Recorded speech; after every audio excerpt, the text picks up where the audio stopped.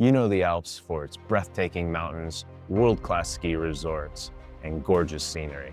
But did you also know that they played a pivotal role in some of Rome's most defining moments?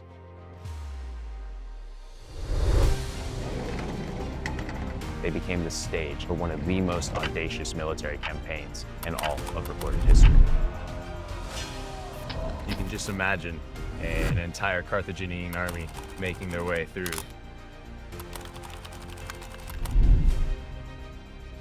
This time, it was Julius Caesar in his quest to conquer Gaul.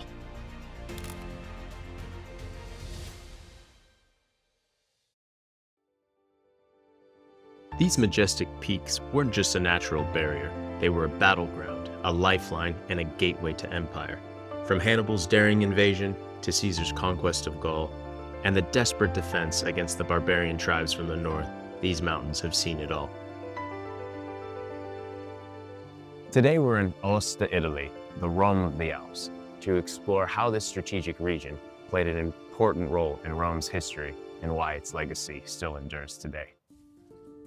Aosta is a gorgeous city in the Italian Alps, where ancient history and modern life coexist seamlessly.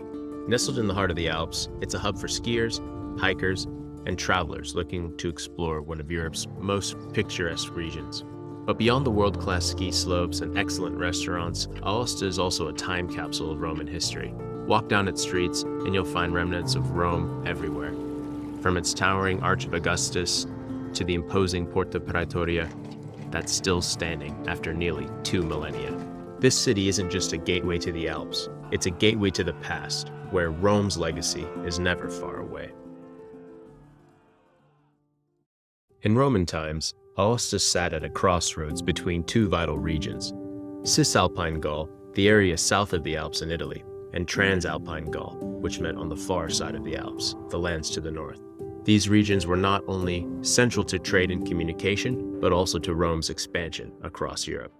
As Rome pushed its boundaries northward, the Alps became a strategic link to secure the flow of goods, troops, and information. But this expansion also brought Rome into conflict with other great powers and people of the era, including the mighty Carthaginians and the migrating tribes of northern Europe, bringing Rome to its knees and nearly ending the Republic long before it even ventured off the Italian peninsula. Although the Alps are a staggering geographical barrier that separate Italy from the rest of Europe, they are not entirely impenetrable. And in the 3rd century BC, they became the stage for one of the most audacious military campaigns in all of recorded history. In 218 BC, at the onset of the Second Punic War, the brilliant Carthaginian general Hannibal led an army that began in Spain, comprising of nearly 50,000 infantry, 9,000 cavalry, and 37 war elephants, across these treacherous mountains to invade Italy and attack Rome. Although Hannibal's exact route remains debated, it's possible he used the Great St. Bernard's Pass, which leads from Martigny in Switzerland to right here in Aosta, Italy.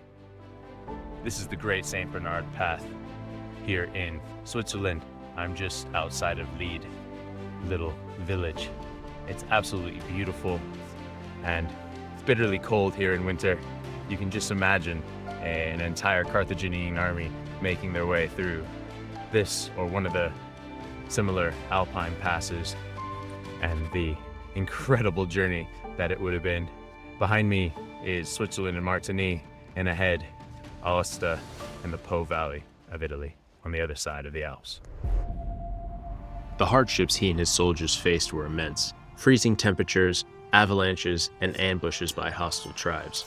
His army suffered staggering losses, with over half of his troops and nearly all the elephants succumbing to the brutal conditions or hostile tribes. Yet Hannibal achieved the impossible, and when he emerged in Italy, the Romans were stunned. They never imagined an enemy would take this route across the peaks of the Alps. As if they were the walls guarding Rome herself, future generals like Napoleon and even Caesar himself would admire the audacity of Hannibal's crossing. The chaos that followed was catastrophic for Rome. Hannibal's invasion led to some of Rome's darkest moments, including the infamous battles of Lake Trasimene and Cannae, where tens of thousands of Roman soldiers were killed in a single day. It was from these very mountains that one of the greatest threats and conflicts the Republic had ever faced arrived. Yet by the end of the Punic Wars, Rome would stand supreme as the main power in the ancient Mediterranean. Hannibal's march through these mountains was the first with a civilized army and one of the most famous in history, but it wasn't the only time the Alps were used as an invasion route. Again and again, northern tribes poured through these very mountains, threatening Rome's dominance in Italy. In 58 BC, the Alps once again became a critical link in Rome's expansion northward. This time, it was Julius Caesar and his quest to conquer Gaul. For Caesar, Gaul was more than just a military objective. It was a political necessity.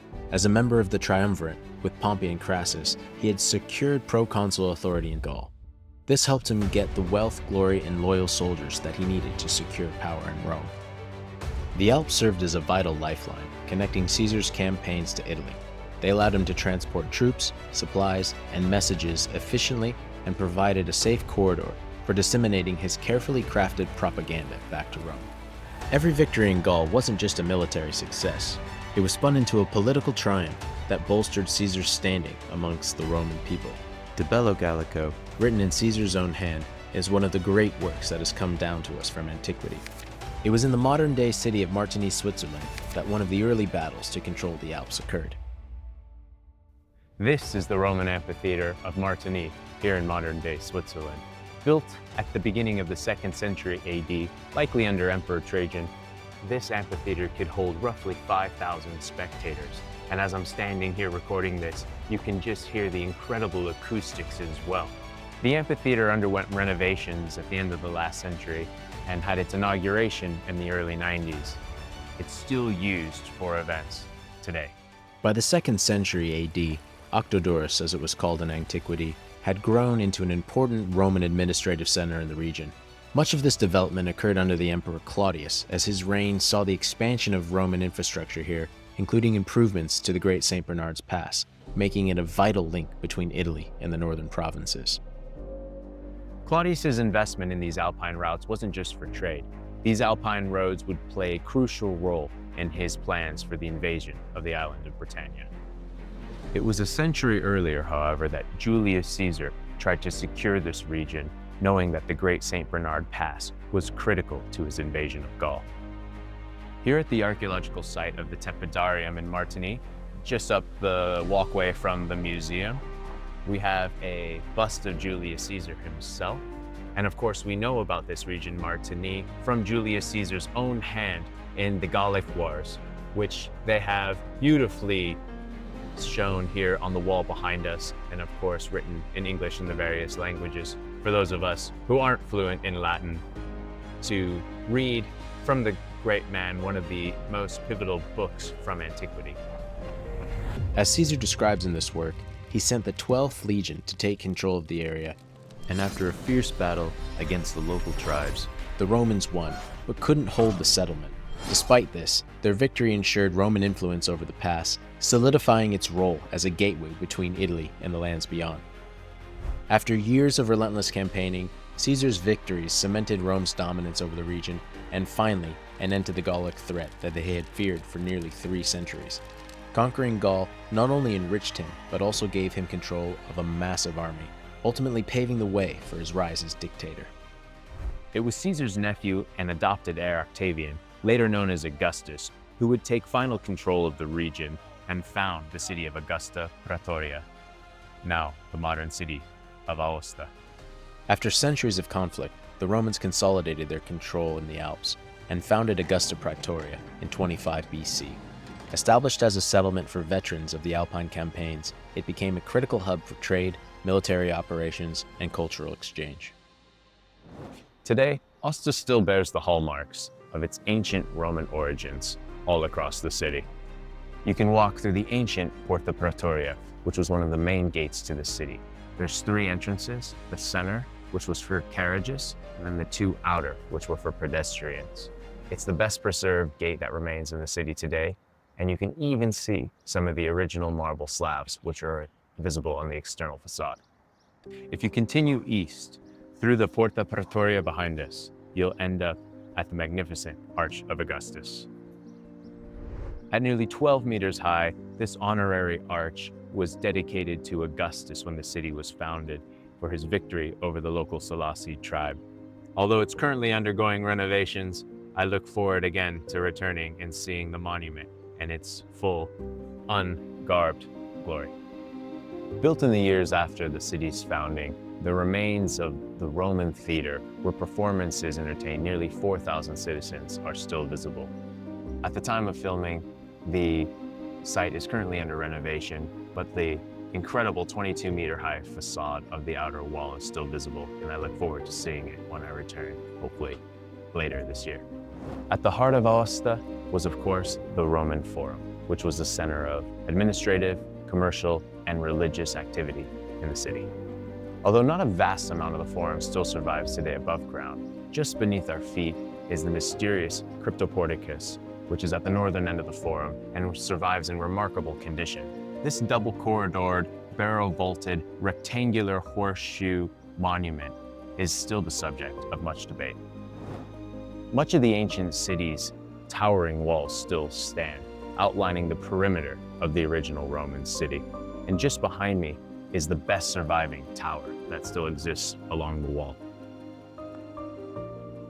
The city's grid layout is also a testament to Roman organization, engineering, and ambition. And a great example of that prowess is just below where I spent my time here in Aosta at the Check-in Hotel, which is this remarkably well-preserved Roman bridge. This 6-meter wide bridge with a 17-meter diameter arch was built at the end of the 1st century and is still load-bearing and sturdy today, a fact that I'm incredibly grateful for after a lovely stay here last night. From Hannibal to Caesar and Augustus to Claudius, The Alps have stood at the crossroads of Roman history. The ancient Roman cities that are modern-day Aosta and Martigny are just two of the many that echo the story of Rome's resilience in some of its darkest hours, with ambition and ingenuity set against the breathtaking backdrop of Europe's tallest peaks. Thanks for watching and sticking around to the end. I hope you enjoyed it as much as I did. If not, thanks for sticking around nonetheless. This is Ancient Eyes Odyssey. Hope to see you out here on the next one. Until next time, take care.